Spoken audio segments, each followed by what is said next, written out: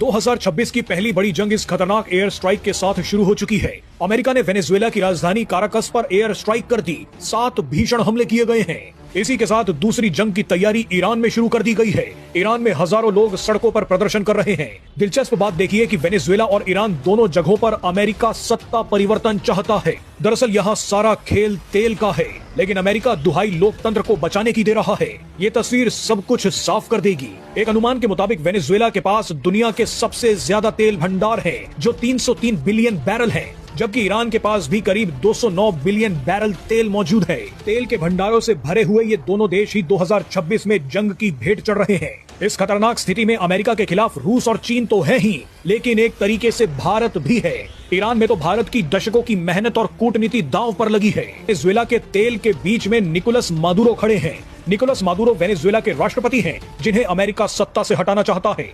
2013 से सत्ता में बैठे मादुरो ने अमेरिका को वेनेजुएला का तेल लूटने से रोक रखा है। हालांकि वेनेजुएला ने अमेरिका को झटका तो 1976 में ही दे दिया था, जब वेनेजुएला की सरकार ने पूरे तेल उद्योग का राष्ट्रीयकरण कर दिया था। इसका मतलब था कि विदेशी तेल कंपनियां, जिनमें ज्यादातर अमेरिकी कंपनियां शामिल थी, उन सभी के ऑपरेशंस और तेल संपत्तियां वेनेजुएला की नई सरकारी कंपनी के पास चली गई। हाल ही में डोनाल्ड ट्रंप ने दावा किया कि वेनेजुएला ने अमेरिकी तेल कंपनियों के तेल अधिकार अवैध रूप से छीन लिए थे।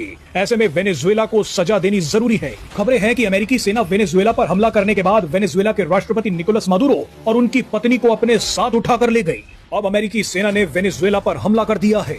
हालांकि इस हमले के खिलाफ रूस और चीन खुलकर अमेरिका के खिलाफ उतर आए हैं। रूस और चीन ने कहा है कि हम वेनेजुएला के साथ हैं, अमेरिका को वेनेजुएला में घुसने नहीं दिया जाएगा।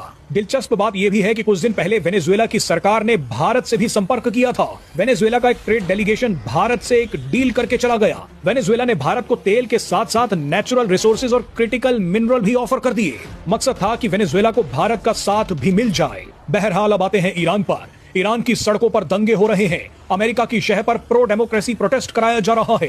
अमेरिका अपने प्यादे को ईरान की सत्ता में बैठाना चाहता है। अगर ऐसा हुआ तो सबसे पहला नुकसान भारत को होगा।